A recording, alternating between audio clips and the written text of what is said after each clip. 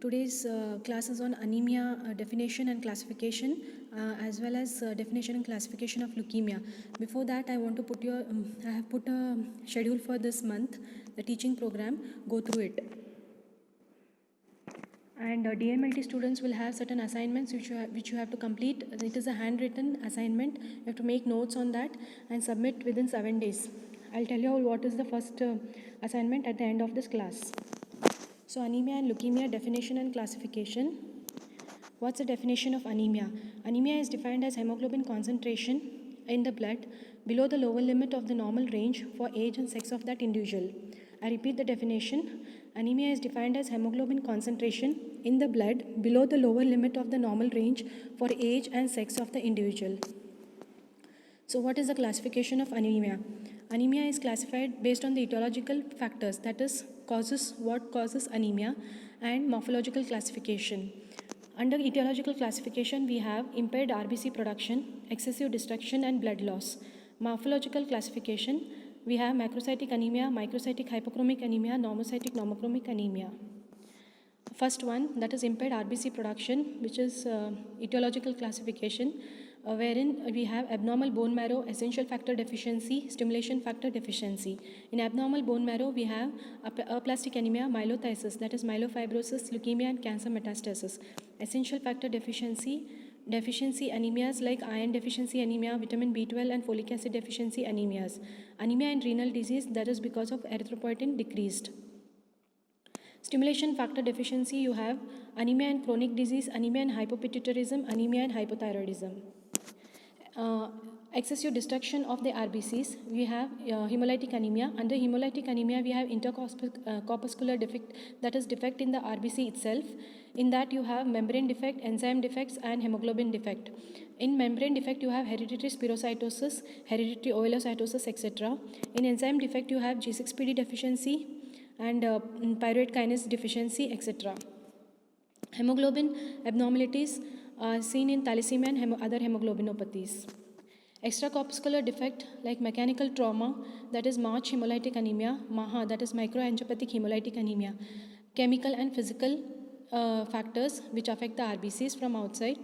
Then infection like Clostridium tetani, antibodies, destruction of the RBC seen in hemolytic transfusion reaction and in SLE, and hypersplenism. Anemia due to blood loss can be because of acute or chronic cases. In acute blood loss, you have accident and GI bleeding. Chronic blood loss, you have hypermenorrhea and parasitic infestation. Now, based on the morphological classification, you have first one is microcytic anemia, where MCV, that is mean corpuscular volume, is more than 94, and MCHC, mean corpuscular hemoglobin concentration, more than 31. In that, you have megaloblastic dysbiosis, first one being vitamin B12 deficiency, that is seen in pernicious anemia, folic acid deficiency because of nutritional megaloblastic anemia, SPRU, and other malabsorption syndromes, inborn errors of metabolism like oractic aciduria, etc. Abnormal DNA synthesis seen in chemotherapy, anticonvulsant, and oral contraceptives.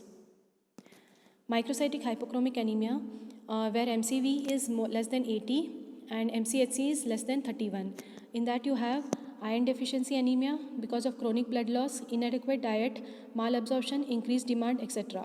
Abnormal globin synthesis seen in thalassemia with or without hemoglobinopathies. Abnormal porphyrin and heme synthesis, that is pyridoxine responsive anemia, etc.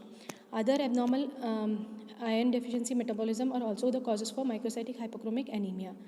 Normocytic normochromic anemia, MCV is 82 to 92, MCHC is more than 30. Here the causes are blood loss, increased plasma volume seen in pregnancy and overhydration, and hemolytic anemia depend on each cause. Hypoplastic marrow, aplastic anemia, RBC, aplasia. Infiltrate bone marrow, leukemia, multiple myeloma, and myelofibrosis, etc. Abnormal endocrine system seen in hypothyroidism, adrenal insufficiency, etc. Kidney disease, liver disease, and cirrhosis are the other causes for normocytic normochromic anemia. A word about classification of hemolytic anemias. It's important. It alone can be a 5-marker for you all. Classification of hemolytic anemia, it is classified as hereditary and acquired hemolytic anemia. Now, what are the classifications seen in hereditary hemolytic anemia? This is mainly based on the side effect like metabolic effect, membrane effect, and hemoglobin defect. So metabolic defect.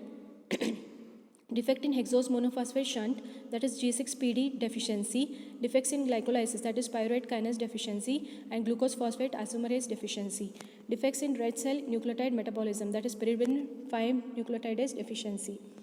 Membrane defect, you have hereditary spherocytosis, hereditary elliptocytosis, and hereditary pyropoikilocytosis. Hemoglobin defect is seen in thalassemia, sickle cell anemia, hemoglobin C disease, hemoglobin E disease, and unstable hemoglobin. Now coming to, that was about hereditary hemolytic anemia. Coming to acquired hemolytic anemia, you have immune hemolytic anemias and non-immune hemolytic anemias. Immune hemolytic are caused by antibody production by the body against its own red cells. It's divided as warm antibody hemolytic anemia and cold antibody hemolytic anemia, where hemolysis occurs at 37 degrees centigrade in warm type and 4 degrees centigrade in the cold type of hemolytic anemia. Non-human hemolytic anemias, due to mechanisms or agents other than antibodies or complement. Example is mechanical, that is traumatic, toxins, infections, splenomegaly, burns, renal failure and liver failure, and chemical injury. So this was in detail about the anemia classification and definition. Now I move on to leukemias. What is the definition of leukemia? Leukemia is a group of malignant disorder affecting the blood and the blood-forming tissue of the bone marrow, lymph system, and the spleen. I repeat the definition. It is a group of malignant disorder affecting the blood and the blood-forming tissue of the bone marrow, lymph system, and the spleen. So neoplastic proliferation of the white blood cells is called as leukemias. Incidence is higher in men than in women. It's classified based on the cell types as myeloid and lymphoid, and also based on the duration, acute and chronic. Acute condition is said to occur when there is predominance of undifferentiated leukocyte precursors or the leukemic blast cells. In that you have acute myeloblastic leukemia, that is called as AML, which can occur at all the ages, and acute lymphoblastic leukemia, ALL, primarily a disease of children and young adults. Chronic form, where the late precursor series of the leukocytes are seen. In that you have chronic myeloid leukemia, middle age, chronic lymphocytic leukemia in elderly. So this is a picture showing you about the difference between acute and chronic leukemias. Acute lymphocytic and acute myeloid leukemia show mainly the blast cells. Those are the top two pictures. And chronic lymphocytic leukemia and chronic myeloid leukemia show the mature precursors of the myeloid and the lymphoid series. So mature cells are seen in chronic forms. The classification mainly done by French American British classification, that is called as FAB classification, is mainly based on the morphology and cytochemistry, and it divides AML into 8 subtypes, M0 to M7. WHO classification 2002 differs from the revised FAB classification, limited reliance on the cytochemistry for making the diagnosis of the subtype of AML. It's mainly based on clinical and cytogenetic molecular abnormalities. So revised FAB classification of acute myeloblastic leukemia, it divides acute myeloblastic leukemia into 8 types, that is M0 to M7. M0 is minimal differentiated AML, M1 is AML without maturation, M2 is AML with maturation, M3 is acute promyelocytic leukemia, M4 is acute myelomonocytic leukemia, M5 acute monocytic leukemia, M6 acute erythroleukemia, M7 is acute megakaryocytic leukemia. So you should go through this FAB classification of AML as well as ALL, very important. It is French, American and British classification, and we have WHO classification also. So next slide is on WHO classification of AML. AML with recurrent cytogenetic abnormality, AML with multilineage dysplasia, AML with MDS and MDS therapy related, AML not otherwise categorized. Now coming to ALL, acute lymphoblastic leukemia. Acute lymphoblastic leukemia is FAB classification is divided into L1, L2 and L3. L1 is childhood ALL, L2 is adult ALL, L3 is Burkitt type of ALL, B cell type. Cytogenetic and immunological criteria.